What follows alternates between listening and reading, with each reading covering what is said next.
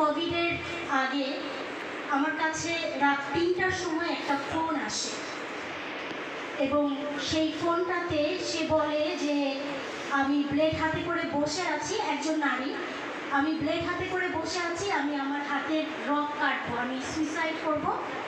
এরপরে আপনার নাম্বারটা আমার কাছে ছিল, অনলাইনে আমার যে একটা পেজ আছে সেখানে আমার নাম্বারটা পাবলিক করে দেওয়া, তো আমি সেই জন্য আপনাকে ফোন করলাম এবং সে আত্মহত্যা করবে।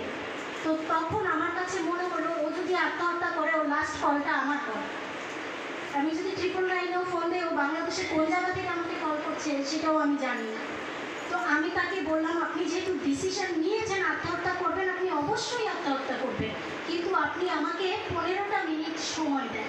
এই 15 মিনিট পরে আপনি কোথায় আছেন আমি তাও জানি না, আপনি আত্মহত্যা করলে আমি আপনাকে ঠেকাতে পারবো না, কিন্তু আমি একজন কর্মজীবী নারী, আমি একজন মা, আমি একজন মধ্যবয়সী নারী, আপনি আমাকে রাত 3টায় ফোন করেছেন, আপনি আমাকে 15 মিনিট সময় দেন। এবং তখন 3টার মতো বাজে, সেই ফোন কল শেষ হলো সকাল 7টায়। এবং মানে নাম বা ঠিকানা না প্রকাশে বলছি যে উনি বিসিএসের জন্য ট্রাই করছেন, ওনার লাস্ট বিসিএসটাতেও উনি ভাইরাতে যে হন নাই, উনি যাকে জীবনসঙ্গিনী করবেন ঠিক করেছিলেন তার আবার বিসিএসে হয়ে গেছেন, তিনি এক্সিকিউটিভ ম্যাজিস্ট্রেট হয়ে গেছেন, উনি হন নাই, ওনার কোনো চাকরি হয়নি, ওনার চাকরির বয়স একটা ছোটো বোনের বিয়ে হয়ে গেছে এবং ওনার সঙ্গে এই সম্পর্কটা অনেক দূর পর্যন্ত চলে গেছে, কিন্তু উনি এখন ম্যাজিস্ট্রেট হয়ে উনি এবং ওই ম্যাজিস্ট্রেট এবং ম্যাজিস্ট্রেটের পরিবার তাকে ডিনাই করছেন এই বিয়ে আর করবেন না। এদিকে আত্মীয় স্বজন সবাই জানে যে এক ধরনের বিয়েই হয়ে গেছে, তাদের মেলামেশাটা এরকম ছিল। এখন আসলে তারা আত্মহত্যা করা ছাড়া কোনো উপায় নেই।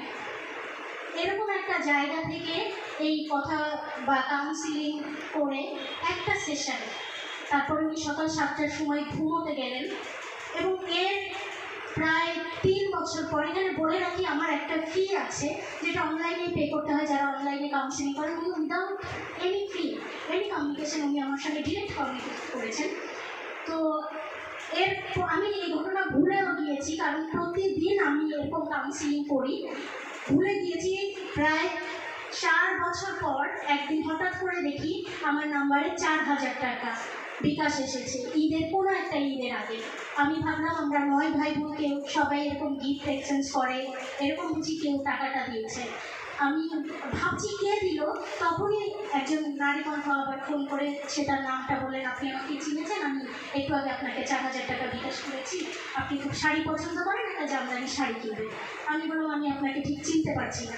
তখন উনি ওনার পরিচয়টা দিলেন, এই ঘটনাটা বললেন, আমার মনে পড়ে গেল। এবং মানে আমি সরি, উনি এখন বাংলাদেশ ব্যাংকের ডিপুটি ডিরেক্টর।